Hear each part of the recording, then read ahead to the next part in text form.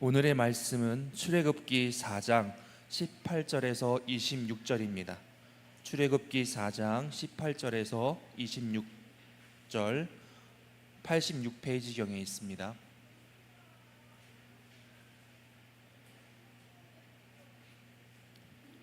다 찾으셨으면 한 절 한 절 교독하겠습니다. 제가 먼저 읽도록 하겠습니다.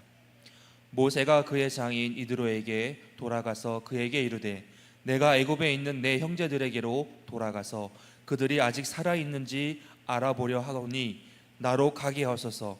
이드로가 모세에게 평안히 가라 하니라.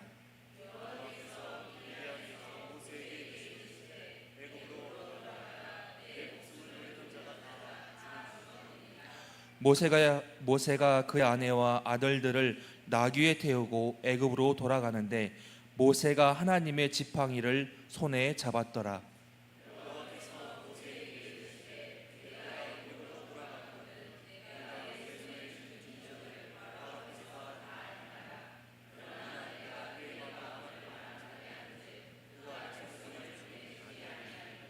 너는 바로에게 이르기를 여호와의 말씀에 이스라엘은 내 아들 내 장자라.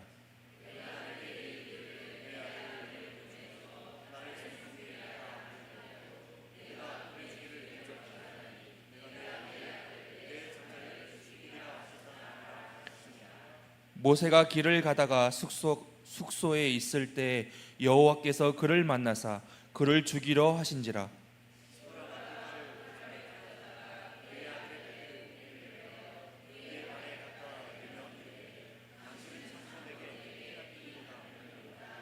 다 같이요. 여호와께서 그를 놓아 주시니라. 그때에 십보라가 피남편이라 함은 할례 때문이었더라. 아멘. 출애굽기 연속 설교 평안히 갈 때라도 점검하라는 말씀의 제목으로 우리 김지훈 담임 목사님 나오셨을 때 큰 은혜 받으시기를 부탁드리겠습니다.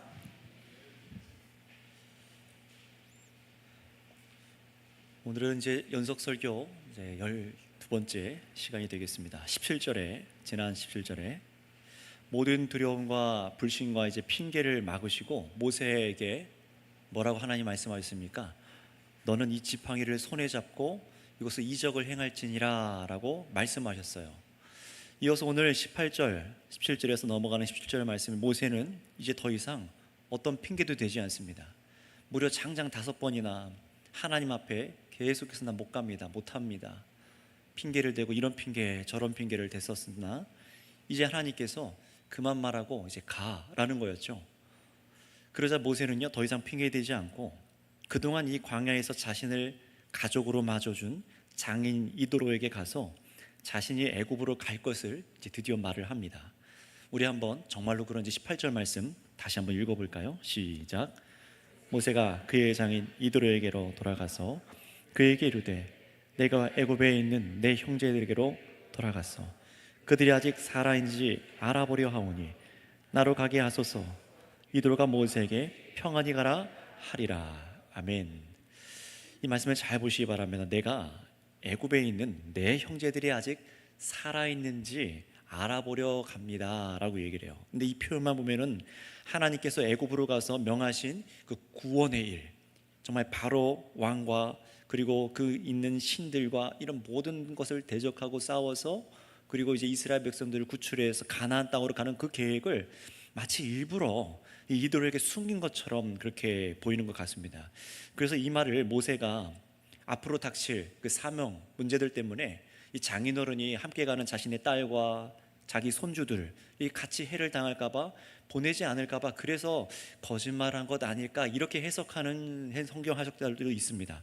그러나 그것보다는 성경 안에서 연결하여 보는 것이 더 나은 것이 있습니다. 그것이 더 우리에게 더 이익이 되고 복음적인 시선으로 볼 수 있는 것인데요, 이 모세가 앞에 2장 11절에 행하던 일을 위해서 가야 된다라는 것을 이 성경에 의도적으로 보여주는 것인데요, 우리 한번 앞으로 좀 넘어가셔서 출애굽기 2장 11절 말씀을 한번 읽겠습니다.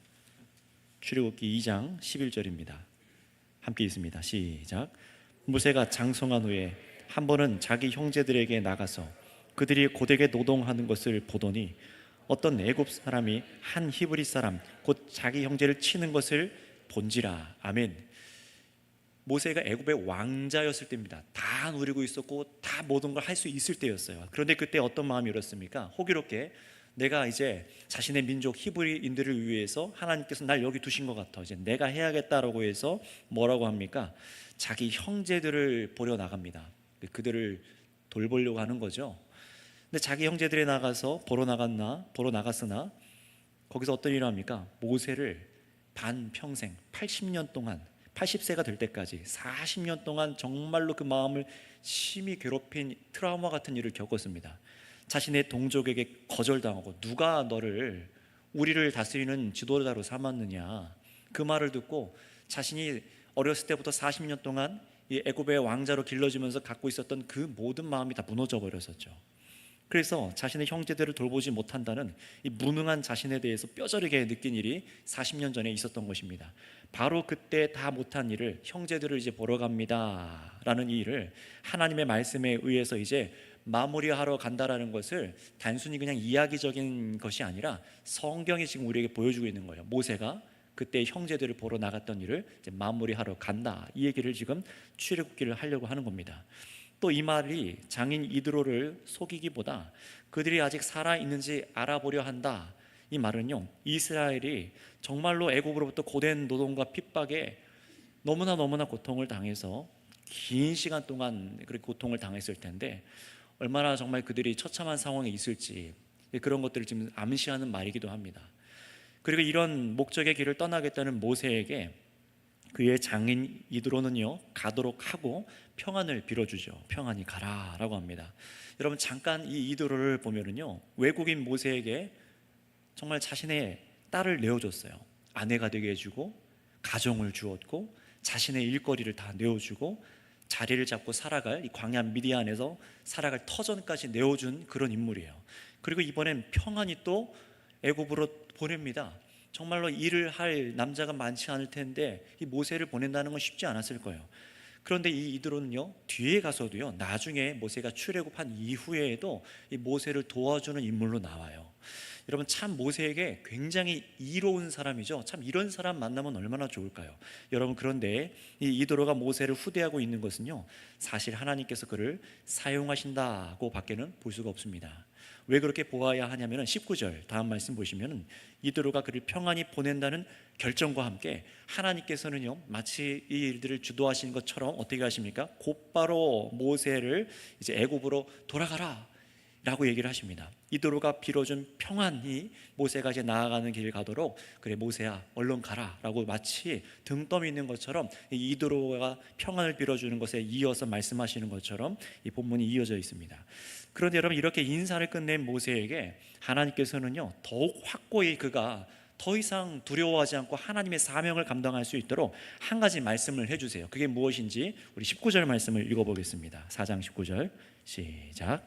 여호와께서 미디안에서 모세에게 이르시되 애굽으로 돌아가라, 내 목숨을 노리던 자가 다 죽었느니라. 아멘. 이제 애굽에서 이 모세의 목숨을 노리던 그 사람들이 다 죽었다라는 거예요. 그 왕과 바로 왕과 또 무리들이 있었겠죠.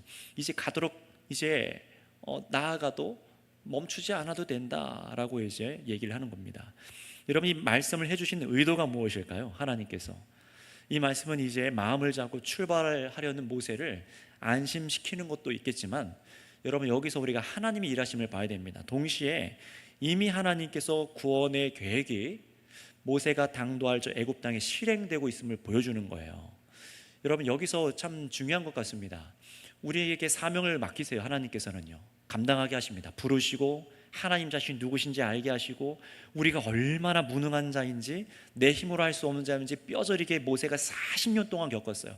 그리고 나타나셔서 하나님께서 지금 빚으셔서 보내시는 거 아닙니까? 근데 그때 뭐라고 합니까? 모세는요, 못합니다. 보낼 만한 사람을 보내시죠. 잘못 선택한 것 같습니다. 원망을 하는 거예요.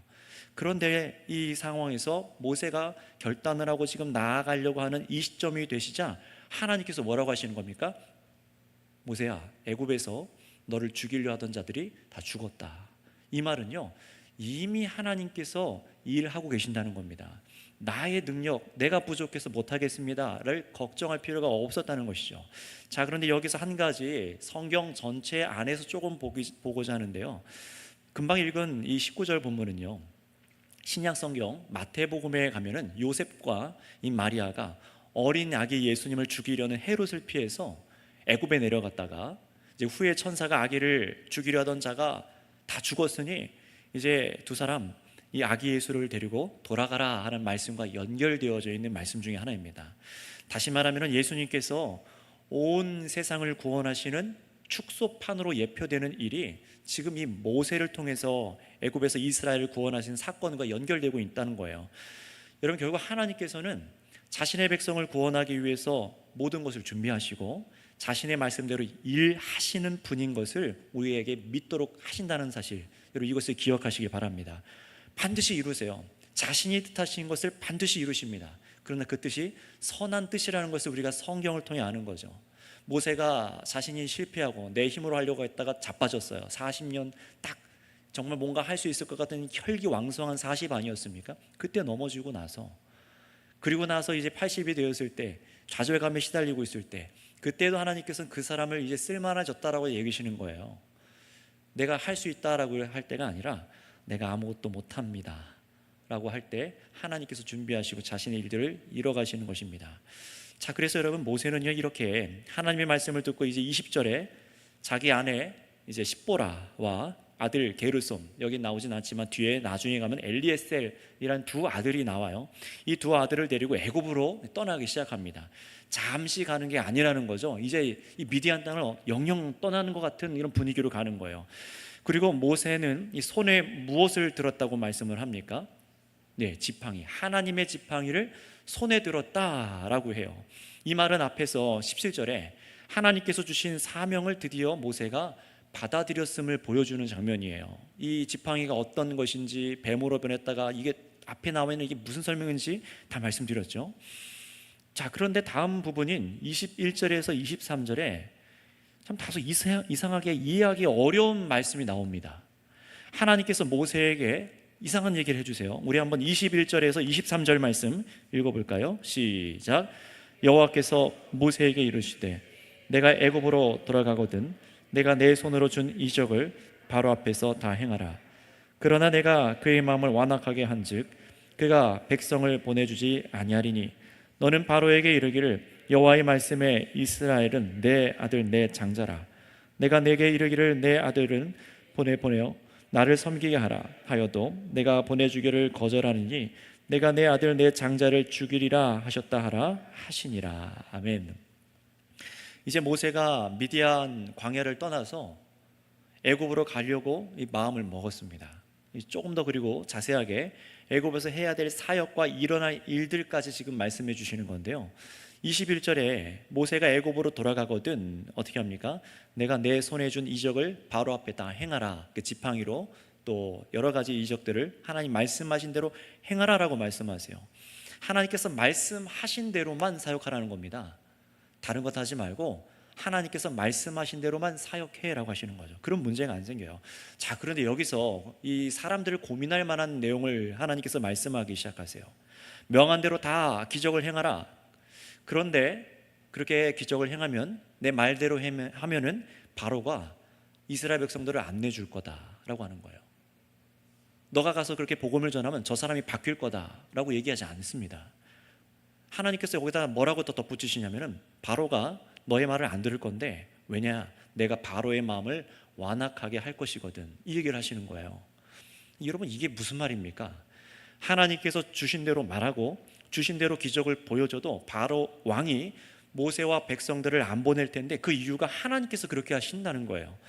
나중에 하나님께서 바로의 마음을 완악하게 하셨다라는 이 부분이 이게 도대체 무슨 말인가? 바로는 사실은 참 자비롭고 정말 그래서 막 보내기 원하는 마음이 있었는데 하나님께서 그 사람의 마음을 완악하게 바꾸신 건가? 아니면 다른 내용이 있는 건가? 이걸 뒤에 가서 나중에 자세히 다루겠지만 오늘 읽은 본문에서 중요한 건 뭡니까? 지금 막 마음을 잡았어요. 이제 하나님께서 부르셔서 사명 주시고 이제 막 마음을 잡아서 제가 하겠습니다. 하나님이 지팡이까지 집었어요. 그렇게 나아가서 백성을 구원할 메시지를 전달하려고 출발하는 시점에 있는 사람에게 해주신다는 말이 그대로 해라. 그런데 내가 바로의 마음을 완악하게 해서 그가 안 보내줄 거야. 너의 말을 안 들을 거야. 이렇게 얘기를 하시는 거예요. 아니, 용기를 확 떨어뜨리는 말 아니겠습니까? 가서 말한 대로 하면 바로가 항복할 거야. 너가 말한 대로 하면은 바로가 두 손 두 발 들고 나 하나님 믿겠습니다 하고 너가 일사천리로 이 사명을 감당할 수 있을 거야. 이렇게 얘기해야 뭔가 사명을 감당할 맛이 나겠죠. 게다가 또 하나님께서는요, 이어서 지금 모세에게 다 이해할 수 없는 얘기까지 하세요. 22절에서 23절을 보셨을 텐데요, 여기 뭐라고 합니까? 이스라엘은 내 장자다. 온 열방 가운데 장자 나라라고 하는 거죠. 바로가 이 장자 이스라엘을 보내주지 않으니 이 바로 왕의 장자도 죽게 하리라 라고 이 말까지 전하라고 하는 거예요. 먼저 이 말씀의 표현에서 짚고 넘어가야 될 것이 있는데요, 22절에 먼저 보시면 하나님께서 이스라엘을 향한 이 표현에 애굽이 포로로 잡고 있는 이 이스라엘 백성들을 누구라고 지금 명명하십니까? 내 아들, 내 장자라고 하세요. 다시 말하면 하나님께서는 이스라엘 백성들과의 관계에 대해서 지금 말씀하시는 거예요. 너희는 그들은 내 종이다라고 하지 않습니다. 뭐라고 한다고요? 그들은 내 아들, 내 장자다라고 얘기를 하는 거예요. 내 백성들, 내 장자다라고 말합니다. 포로가 아니라는 겁니다. 세상에 잡혀 있어야 될 포로가 아니라는 거예요. 세상에 대표되는 애굽에 잡혀 있는 그들은요, 그렇게 포로 생활할 그런 사람들이 아니라는 겁니다. 누구라는 거예요? 사실은 그 존재들은 하나님의 자녀들, 하나님의 장자라고 말씀하시는 거예요. 여러분, 이스라엘 백성들은 자신을 노예로 생각하고 이 이집트에 찌들어서 그 세상 문화에 찌들어서 살아가면서 자신의 정체성을 다 잃어버릴 만한 그런 상황에 놓였어요. 그러나 그 400년이 넘는 기간 동안 하나님께서는 그 애굽에 정말로 포로로 찌들어 있는 그 백성들을 누구라고 여기고 계셨던 겁니까? 아들, 맏아들, 장자의 나라라고 계속해서 여겨주셨다라는 것입니다. 자녀와 같이 여겨주시고 열방 중에서 먼저 택한 나라라고 먼저 이 이스라엘 사람들을 얘기하시는 거예요. 이 백성을 통해서 하나님께서 장차 섬김을 받기 원하시고 열방의 하나님의 뜻이 이 장자 나라 이스라엘을 통해서 드러나기를 원하세요.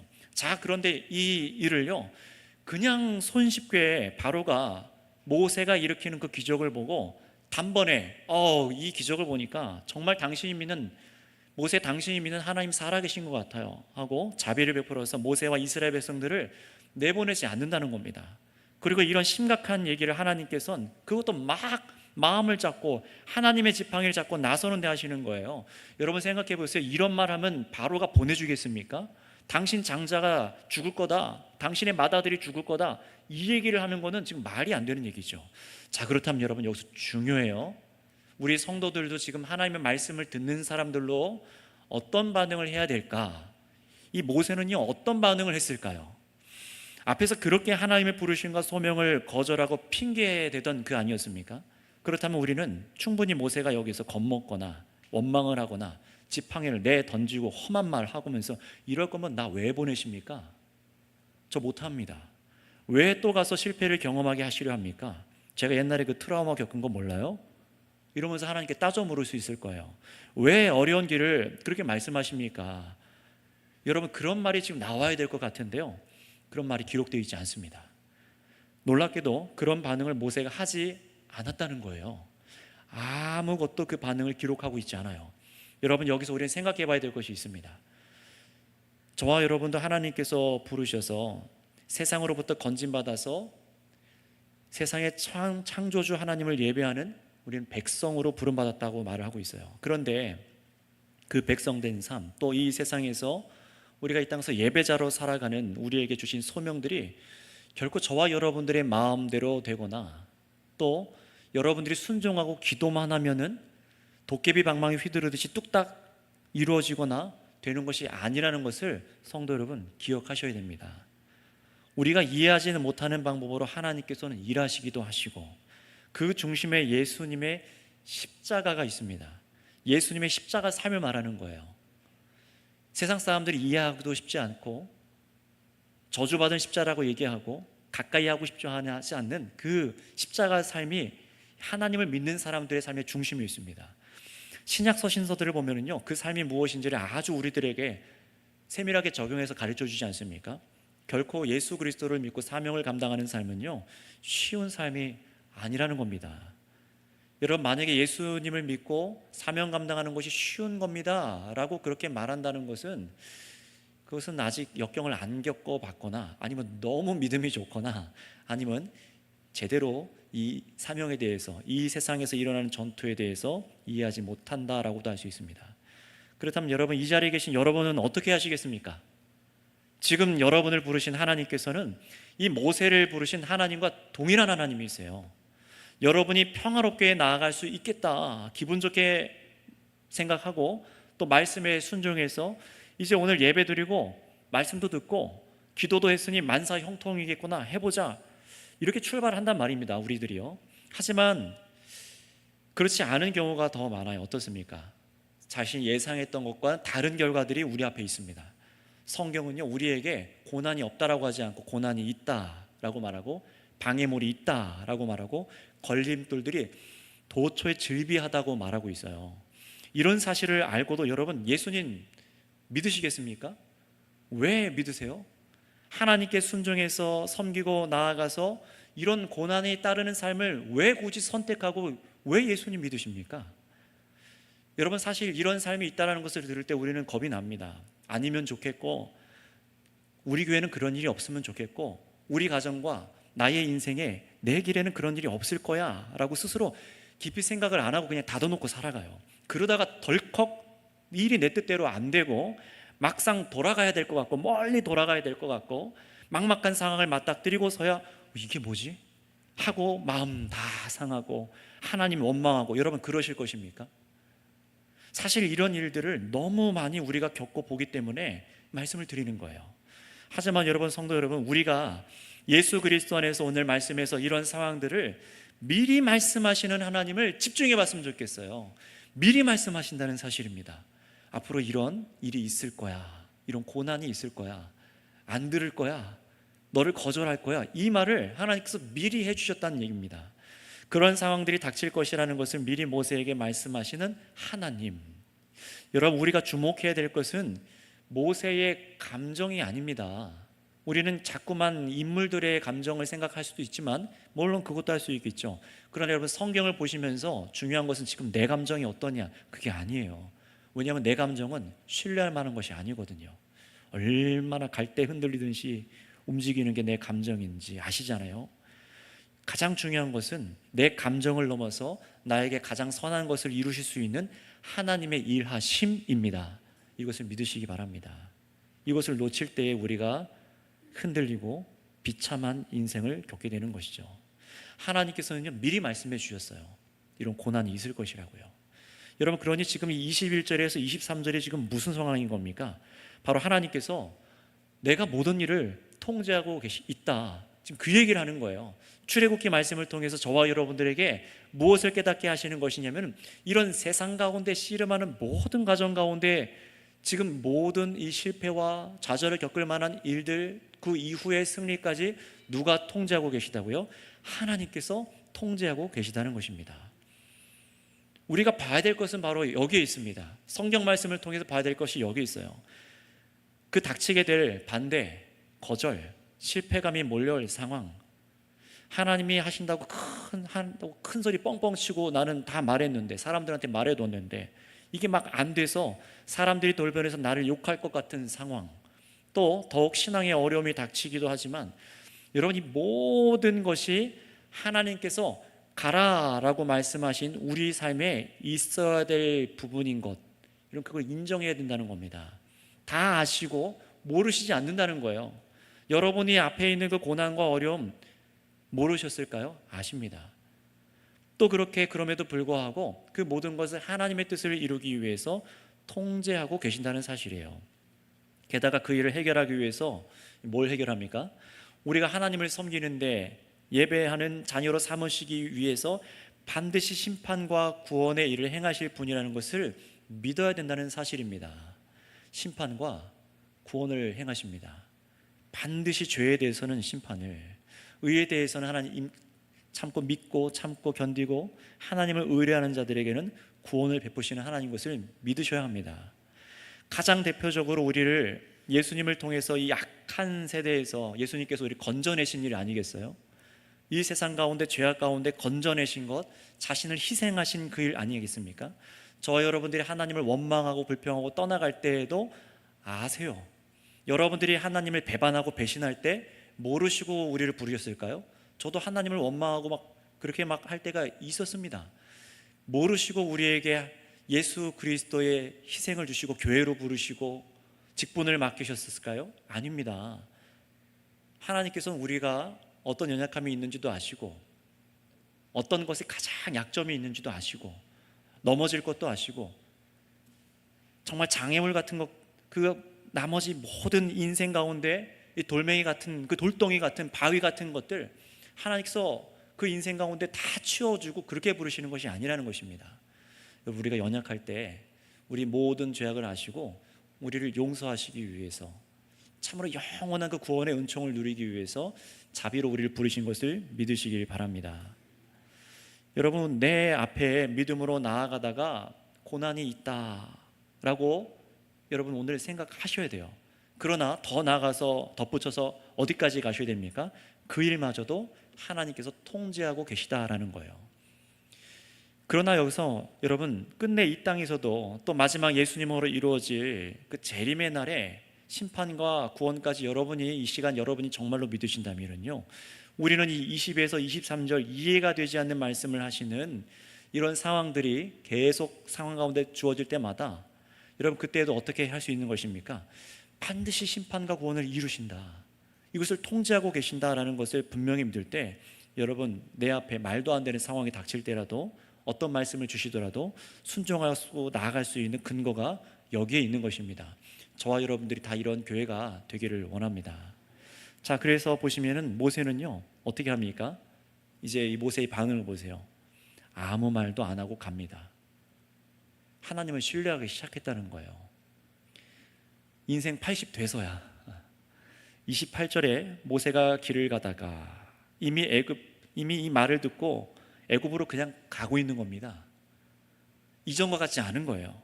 마음을 정해서 순종하고 가는 겁니다. 성도 여러분, 우리가 이 믿음의 길, 순종의 길을 가시기 시작하셨다면 이제는 모세처럼 전과 같이 계속 따지고 핑계대고 그런 것이 아니라 이제는 하나님을 신뢰하고 나아가시기를 바랍니다.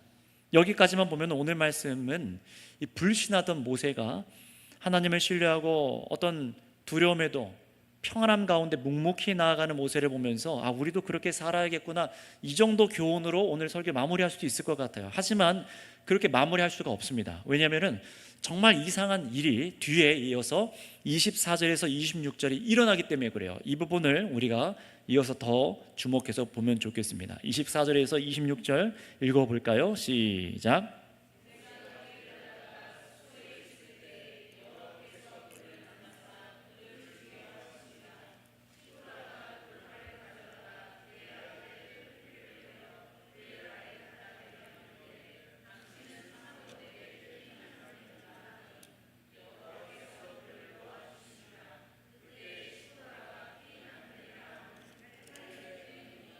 아멘.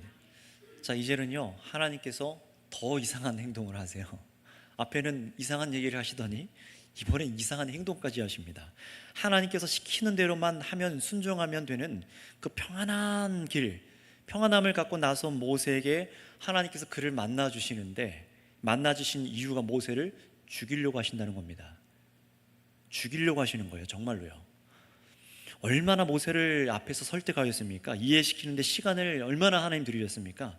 80년 넘는 시간 동안 모세를 보호하셨고 낮추셨고 부르시고 사명을 주셨는데 이제 와서 막 마음 잡고 가려는 모세를 죽이려고 한다니까 이게 이해가 안 되는 말씀이에요. 그래서 구약 성경학자들도 이 어렵게 받아들여지는 이 본문인데요, 여러 가지 말들을 여기서 할 수가 있습니다.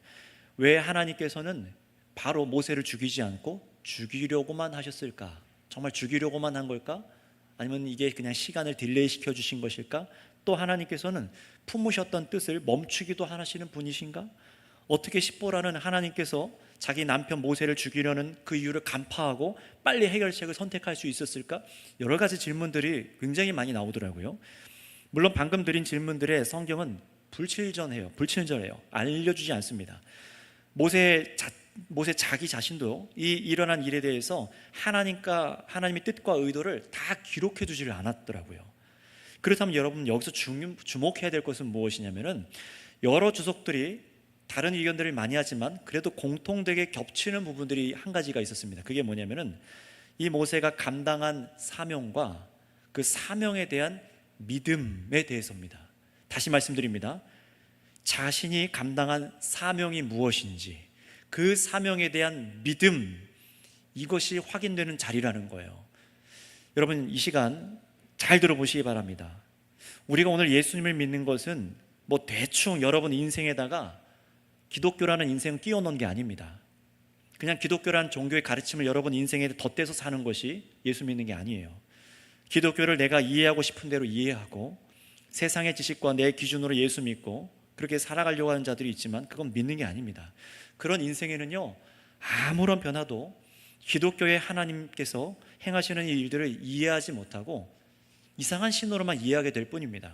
그러나 정말 예수 그리스도를 내 구주로 믿는다는 것은 어떤 것입니까? 내 마음대로 예수님을 믿는 것이 아니라 반드시, 중요합니다, 성경에서 말씀하고 요구하시는 믿음을 갖는 거예요. 믿음은 믿음인데 성경에서 말씀하시고 요구하는 믿음입니다. 창세기부터 요한계시록까지 성경 66권이 주려는 그 복음에 대한 믿음이 내 안에, 이 사명을 받은 사람 가운데 선명히 있어야 된다는 거예요. 예수님을 통해서 하나님의 그 약속과 이것을 성취하시고 이뤄가는 우리가 믿는 것 아닙니까? 그렇다면 믿음은요, 그냥 나 예수 믿어요 라고 그냥 내가 말하는 것이 어떤 수준의 믿음이냐면요, 내가 저 사람의 신용을 신뢰할게요, 내가 저 사람이 한 말을 그냥 믿을게요, 이 정도의 단순한 그런 잠깐의 신뢰관계의 믿음이 아니라 어떤 믿음일까요? 성경에서 말하는 믿음은요, 반드시 성경에서 요구하는 것을 믿어야만 하는 것입니다. 근데 이것은 어떤 것인지 설명을 드릴게요. 성경 말씀을 통해서 우리에게 주어지는 믿음은요, 반드시 우리의 삶을 바꿉니다. 반드시 삶을 바꾸게 돼 있어요. 하나님에 대한 인식도 바뀌게 되고, 이 땅에서 살아가되 이제는 하나님의 법과 하나님의 규칙을 따라 살아가야 한다는 강한 인식과 그 마음의 부담과 또 열망을 우리 마음에 자리 잡게 만들어 주십니다. 이게 성경이 우리 가운데 일으키는 믿음이에요. 지금 이 말씀에도 보시면은요, 이스라엘 백성을 하나님 섬기도록 애굽에서 내보내라, 이 얘기하라고 하잖아요. 종살이에서 나가면 하나님을 섬기는 겁니다.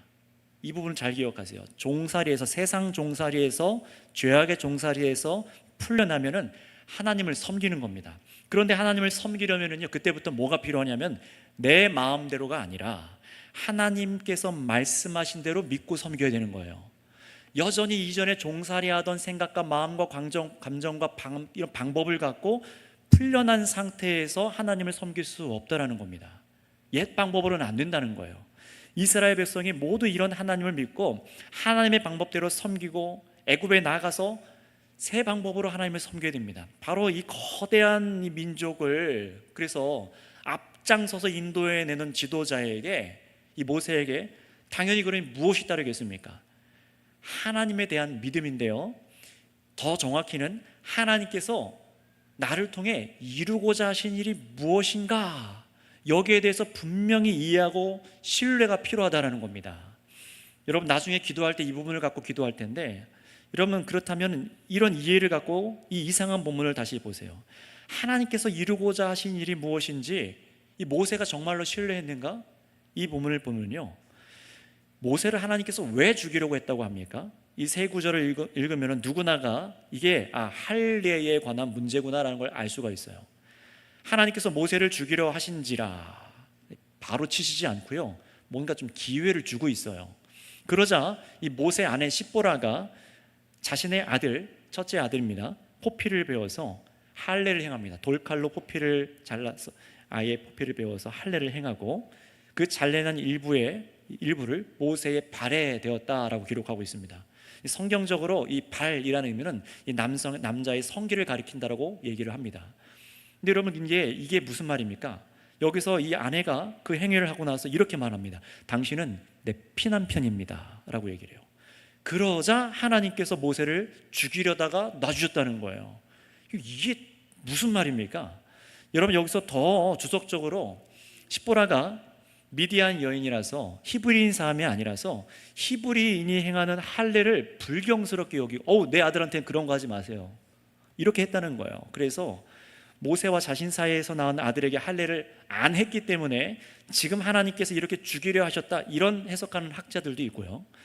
그러다가 이제 십보라가 깨닫고 나서 출애굽하는 이 사명을 이 남편 모세와 함께 나아가는 가운데 하나님께서 자신의 남편 모세를 죽이려고 하니까 그제서야 깨닫고 이게 할례를 해도 되고 안 해도 되는 문제가 아니구나. 자기 남편을 죽이려는 하나님을 보고 이 할례 문제를 거부했던 자기 문제를 깨닫고 급하게 할례를 했다라는 그런 해석도 일부 있습니다. 그러나 이마저도 그럴싸한 것 같지만 성경은요, 정확히 얘기해 주지 않습니다.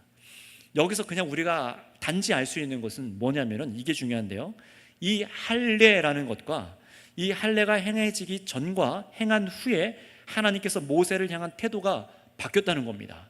그렇다면 여러분, 질문 드립니다. 이 할례가 뭡니까?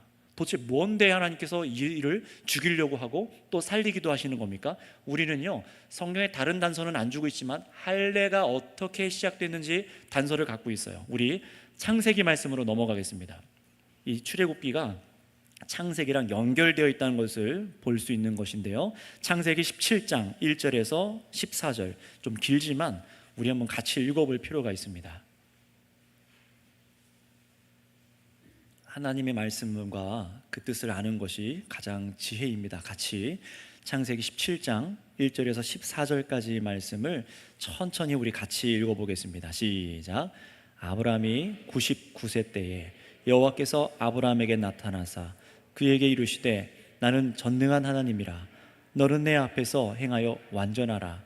내가 내 언약을 나와 너 사이에 두어 너를 크게 번성하게 하리라 하시니 아브라함이 엎드렸더니 하나님이 또 그에게 말씀하여 이르시되 보라, 내 언약을 너와 함께 있으니 너는 여러 민족의 아버지가 될지라.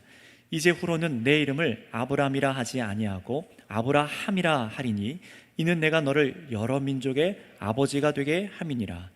내가 너로 심히 번성하게 하리니 내가 내게서 민족들이 나게 하며 왕들이 내게서부터 나오리라. 내가 내 언약을 나와 너 및 내 대대 후손 사이에 세워서 영원한 언약을 삼고 너와 내 후손의 하나님이 되리라. 내가 너와 내 후손에게 내게 거류하는 이 땅 곧 가나안 온 땅을 주어 영원한 기업이 되게 하고 나는 그들의 하나님이 되리라. 하나님이 또 아브라함에게 이르시되 그런즉 너는 내 언약을 지키고 내 후손도 대대로 지키라. 너희 중 남자는 다 할례를 받으라. 이것이 나와 너희와 너희 후손 사이에 지킬 내 언약이니라. 너희는 포피를 베어라. 이것이 나와 너희 사이의 언약의 표징이라. 너희 대대로 모든 남자는 집에서 난 자나 또는 너희 자손이 아니라 이방 사람에게서 돈으로 산 자를 막론하고 난 지 8일 만에 할례를 받을 것이라. 너희 집에서 난 자든지 너희는 돈으로 산 자든지 할례를 받아야 하리니 이에 내 언약이 너희 살에 있어 영원한 언약이 되려니와 할례를 받지 아니한 남자 곧 그 포피를 베지 아니한 자는 백성 중에서 끊어지리니 그가 내 언약을 배반하였음이니라. 아멘. 자, 여기서부터 이어지는 말씀이에요. 할례가 뭡니까? 할례는요, 그냥 그 남자 생식기에 포피를 베우는 포경수술 같은 것이 아닙니다. 단순히 그냥 고대 근동 지방에 있었던 하는 민족도 있고 그런 것을 너희도 해라 그렇게 한 것이 아니에요. 이 할례는 무엇에 대한 것이냐면은 하나님께서 앞으로 미래에 행하실 약속에 대한 믿음의 표로서 받게 하는 것이 할례입니다. 다시 말씀드립니다. 하나님께서 미래에 행하실 약속에 대한 내 믿음의 표로 받게 하는 게 이 할례라는 거예요. 하나님의 언약과 장차 이루실 그 놀라운 은혜를 지금은 내가 눈에 안 보이지만 내가 믿겠습니다. 지금 이 역경이 있고 고난이 있지만 내가 믿겠습니다. 우리가 이 은혜 안에 있기를 소망합니다라고 할례를 받고 또 행했어야 된다는 거예요. 여러분, 그래서 아브라함이 이런 믿음으로 27절에 보시면은요, 그 집의 모든 남자 곧 집에서 태어난 자와 돈으로 이방 사람에게서 사온 자가 다 그와 함께 할례를 받았더라 라고 말합니다. 아브라함이 믿은 거예요.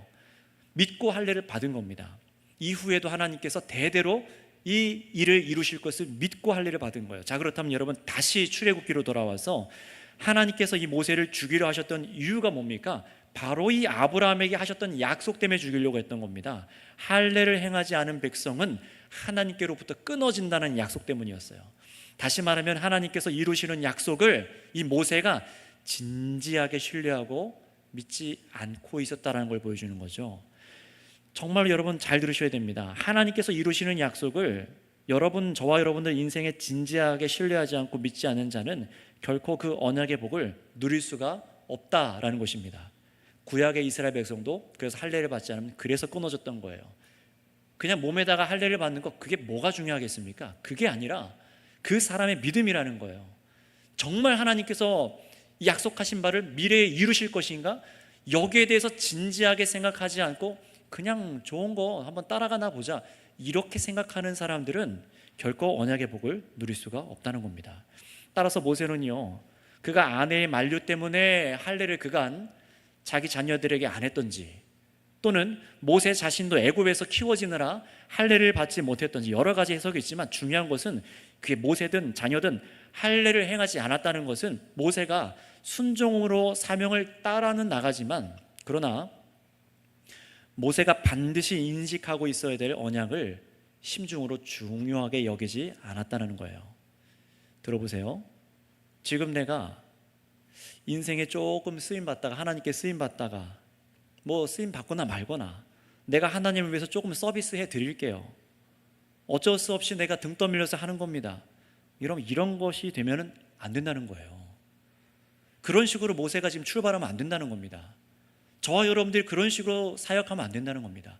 목회자가 어쩔 수 없이 등 떠밀어서 배운 게 신학밖에 없었어요, 이거라 해도 해서 먹고 살아야, 목사하면 안 되는 거예요. 여러분 직분 받으신 분들 더 잘 들으셔야 됩니다. 내가 직분을 받아서 어쩔 수 없이 등 떠밀려서, 직분 그렇게 감당하면 안 된다는 겁니다. 예수님을 믿고 사명 감당하고 계시잖아요. 내가 어쩔 수 없어서 그렇게 하면 안 된다는 겁니다. 생각해 보세요. 이 출애굽을 이루는 것은 모세가 하고 싶으면 하고 말고 싶으면 마는 그런 일입니까? 우리를 인류에서 구원하시고 영생을 주시는 그 일, 우리가 하고 싶으면 받고 말고 싶으면 마는 일입니까? 아닙니다. 하나님의 사람이 된다는 것은 하나님의 영원한 언약 안으로 들어간다는 거예요.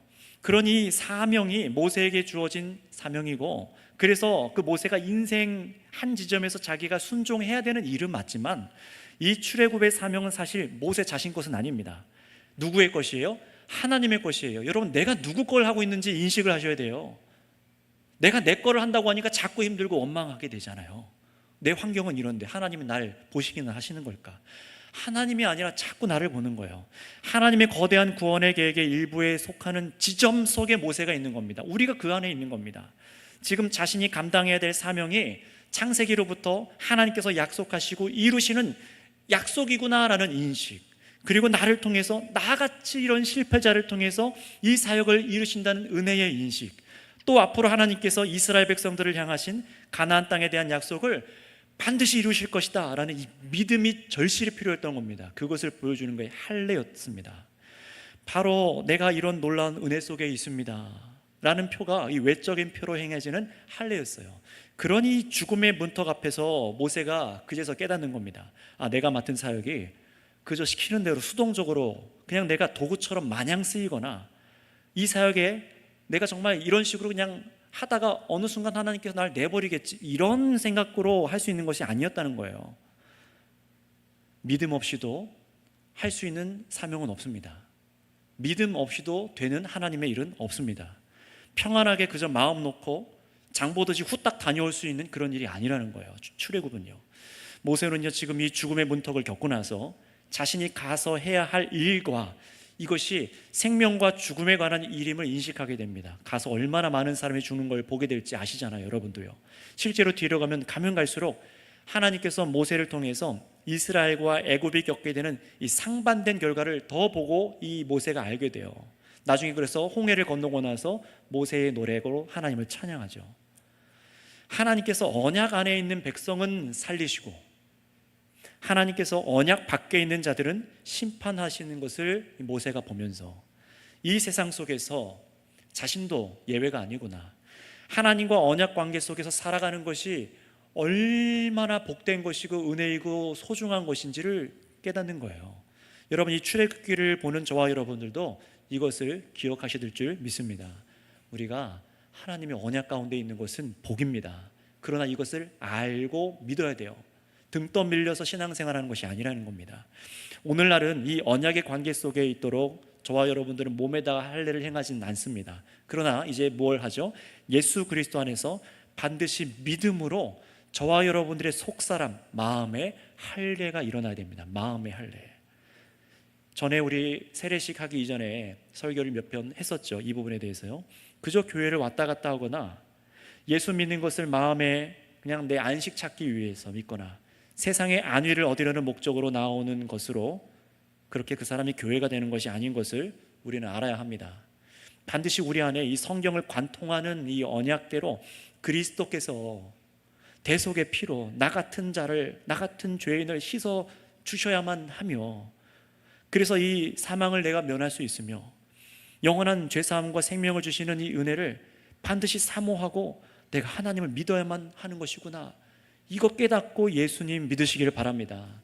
이것이 필요하다는 거예요. 여러분, 하나님께서는 예수님을 통해 저 유대로부터 지금 온 세상의 영적인 출애굽한 성도들을 불러 모으고 계십니다. 온 열방 중에서요. 얼마 전에 예은 자매와 지혜 민혜 자매가 또 필리핀으로 다녀오지 않았습니까? 가서도 이제 잘 다녀왔다고 또 이제 얘기를 들었는데요. 계속해서 거기서 또 복음을 전해요. 계속해서 부르면 또 모입니다. 나아옵니다.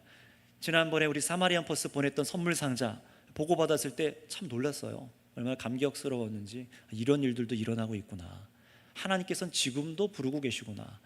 우리 대한민국 같은 이 현재 상황 가운데 참 전도가 될까? 이런 생각을 하지만 그렇지 않다는 겁니다. 여러분, 하나님께서는 계속해서 자신의 언약 안으로 지금도 자신의 백성들을 부르고 계십니다. 언약 안으로요. 여러분, 그 부르심은 은혜입니다. 그 길은 생명이고 그가 명하셔서 하나님께서 가라 라고 말하시고 나아가는 길은 승리가 보장되어 있는 평안의 길입니다. 그러나 성도 여러분, 기억하시기 바랍니다. 내가 지금 그리스도를 통해, 예수님을 통해 일어나는 생명과 죽음의 일 한가운데 내가 속해 있다는 것과 죽고 사는 일이라는 것이에요. 하나님께서 예수님을 통해서 이루신 십자가 부활 사역 역시 반드시 내 마음으로부터 믿어서 우리가 영적인 할례를 받은 자들이 다 되어 살아가야 된다는 것을 믿으시기 바랍니다. 이 마음에 그리스도를 향한 믿음, 예수님을 통해서 이루신 사역이 무엇인지 이해하지 못하고 이 믿음 없이는 한 발자국도 못 나갑니다. 언제 우리가 쓰러집니까? 이 믿음이 없을 때예요. 오늘날에는 그리스도 안에서 할례는, 육적인 할례는 폐하여졌습니다. 이제 예수님께서 제정하신 세례를 받습니다. 구약부터 이어져 온 하나님의 구원하심에 대한 인식이 없이 세례를 받거나 유아 때 세례를 받고도 이 믿음을 알기를 거절하고 살아가고 또 성인이 되어서 세례를 사모하지 않으며 우리가 예수님을 믿으며 살아가는 목적과 이유를 가벼이 여기며 신앙생활을 할 수는 없다는 것을 이 밤 기억하셔야 됩니다. 하나님은 그 부르셨던 모세마저도 죽이려 하셨던 분이세요. 얼마나 생명과 죽음의 자유로운 분이신지 인정에 끌리고 그런 분이 아니라는 겁니다. 그만큼 누구에게 묶이시거나 매어서 일하시는 분이 아니십니다. 하나님께서 나를 좀 봐주시겠지. 아닙니다. 주권적으로 자신의 뜻을 이루시는데 하나님은 자유로우신 분이시고 모두에게 동일한 언약의 원리로 생명과 죽음을 선언하시고 행하실 수 있는 유일한 하나님이신 것을 아셔야 합니다. 따라서 성도 여러분, 이제 말씀을 마무리해 가는데요, 우리가 기쁨으로 예수님을 믿고 이 세상에서 새 나라에 속한 사람으로 예수님을 따라 나서는 일, 이 일은 참으로 평안의 일인 맞습니다. 그러나 반드시 믿음이 요구가 돼요. 우리의 믿음은 생명과 죽음이 걸린 일이에요. 만만치 않은 일이라는 겁니다. 그러니 우리가 주께서 가라 하시고 맡기신 사명을 감당하는 데 있어서 필요한 것은 첫째도 둘째도 믿음입니다. 내가 열심히 순종하면 복 받는다, 세상에서 다 잘 될 것이다, 이것이 믿음이 아니라 하나님께서 택하신 백성들을 예수 그리스도를 통해서 악에서부터 구원하셔서 영원한 하나님 나라의 백성으로 세우실 것을 믿는 것입니다. 어떤 역경에도요. 이 일을 위해서 믿음으로 할례의 표가 구약에 필요했고, 할례가 예표했던 그리스도가 반드시 나에게, 우리에게 계셔야 된다는 것을 믿어야 된다는 겁니다. 이 믿음 없이는 한 발자국도 믿음의 싸움터로 나아갈 수 없고, 그래서 진다는 것이에요. 설교를 마칩니다. 성도 여러분, 모세가 기적을 일으킬 하나님의 지팡이를 쥐고 있어도 할례가 없었기 때문에 죽을 상황이었어요. 여러분, 이 부분을 잘 생각해 보세요. 여러분 손에 능력이 아무리 많다 해도, 돈과 명예와 지혜와 또는 기적을 부릴 수 있는 신유의 은사나 뭐가 있다 하더라도, 믿는 구석이 있더라도, 여러분, 그 무엇보다 하나님께 믿음을 드리시기 바랍니다. 내 손에 든 게 아니라 믿음이요, 창세부터 약속하신 하나님께서 행하신 그 일에 대한 믿음이요, 그리스도께서 이루신 복음을 정말로 마음으로부터 알고 믿고 순종해서 발걸음을 이 믿음으로 옮겨보시길 바랍니다. 그러니 이제 앞으로는요, 누가 등 떠밀어서 해야 할 것 같아서 어쩔 수 없이 행하는 정성과 열심으로 교회에서 그렇게 자리에 계시지 말고, 우리가 오직 믿음으로 이곳에서 믿음으로 예배하고, 믿음으로 섬기고 봉사하고, 믿음으로 인내하고, 믿음으로 세상에 나아가서 승리하는 저와 여러분들 다 되시기를 바랍니다. 바로 그럴 때 우리의 길이 참된 평안의 길이 되는 줄을 믿습니다. 기도하겠습니다. 말씀을 붙잡고 이 시간 합심해서 한 가지 기도할게요.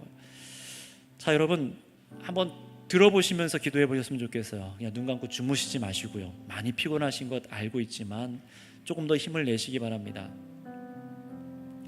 여러분, 전쟁이 일어날 때 두 가지 종류의 군인들을 한번 예를 들어볼게요. 국군이 있고 그리고 용병이 있습니다. 차이를 아십니까? 국군과 용병. 용병은 고용된 군인이잖아요. 근데 용병도 여러 부류가 있겠지만 거의 용병들은요, 돈으로 움직입니다. 그러나 국군은 우리나라도 국군들, 여러분의 자녀가 다녀갔던, 형제들이 다녀왔던 그 국군은요, 우리 나라를 지키기 위해서 싸운다는 목적이 있어요. 우리의 가족을 지키기 위한다는 목적이 있습니다. 마치 오늘 모세가 이와 같다고 저는 느껴졌어요. 하나님께서는 모세가 참전하고 있는 그 하나님의 비전의 전쟁 속에서 그저 동원된 군인, 용병이 아니라 정말 하나님을 알고 하나님을 사랑하고 하나님이 이루실 소망이 자신의 소망이 되며 믿고 그 전장에 뛰어들게 하신다는 것입니다.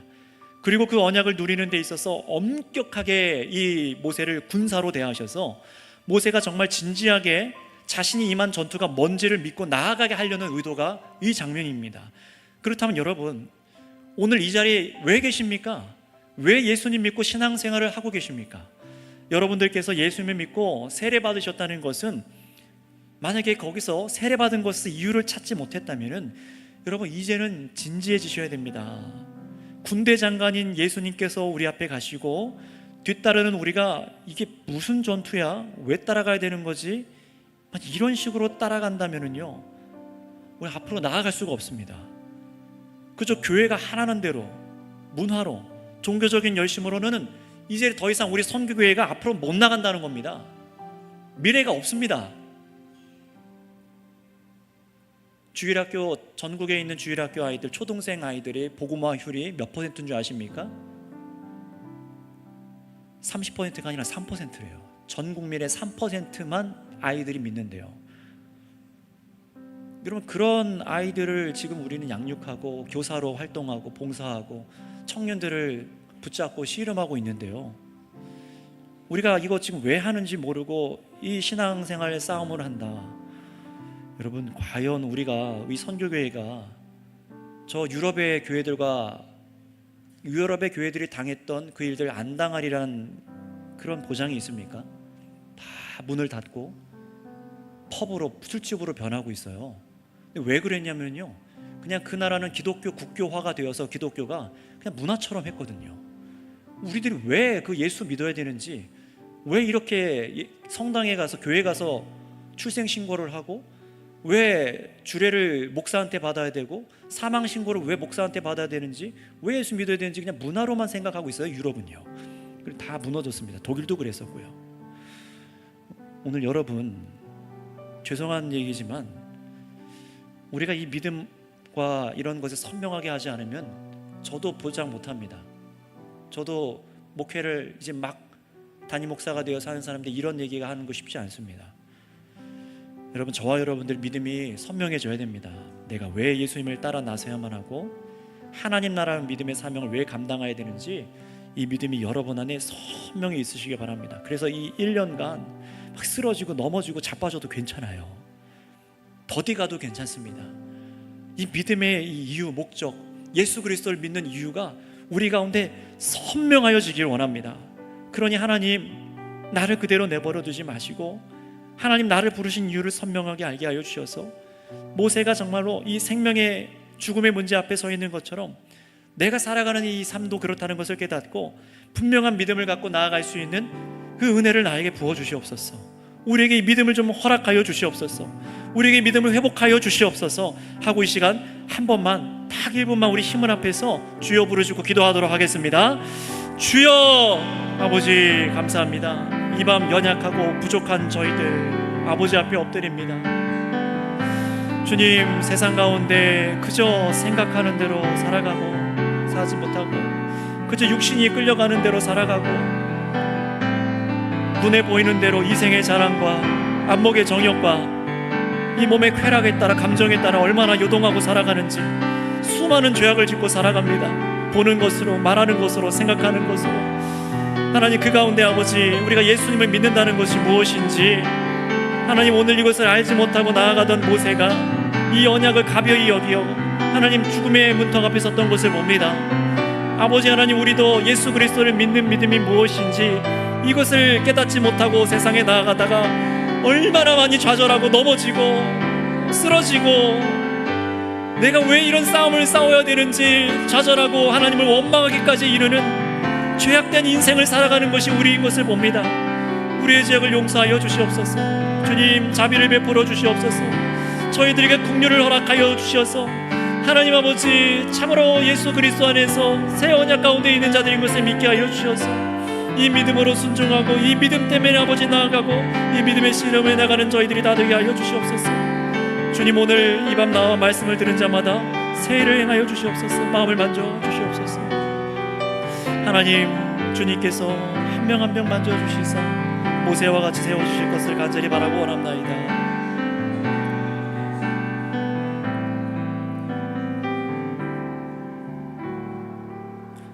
살아계신 주님 감사합니다. 하나님께서는 살아계셔서 이 모세에게나 저희에게나 동일한 하나님의 언약으로 저희들을 사랑하시고 영원한 그 복의 은혜를 누리게 하여 주신 줄을 믿습니다. 그러나 우리가 그것을 가벼이 여기고 마땅한 예복을 준비하지 않으며 참으로 주께서 허락하시는 은혜와 복이 무엇인지 너무나 가볍게 여기고 생각하고 살아왔던 우리의 죄악을 용서하여 주시옵소서. 하나님, 우리 가운데 여러 가지 겪는 시리와 어려움과 고난이 있다 할지라도 그것마저 하나님께서 통제하고 계신다는 그 믿음을 확고하게 갖게 하여 주시옵고, 내가 참전한 이 믿음의 씨름, 내가 예수 그리스도를 군대 장관으로 믿고 따라 나가는 이 믿음의 이 싸움이 무엇을 위한 싸움인지를 선명하게 아는 저희들이 다 되게 하여 주시옵소서. 그래서 흔들리지 않고 세상에서도 능히 이기고 나아갈 수 있는 온 교회가 되게 하여 주옵소서. 감사하며 우리 구주 예수님의 이름으로 기도드렸사옵나이다. 아멘. 예, 찬송가 461장입니다.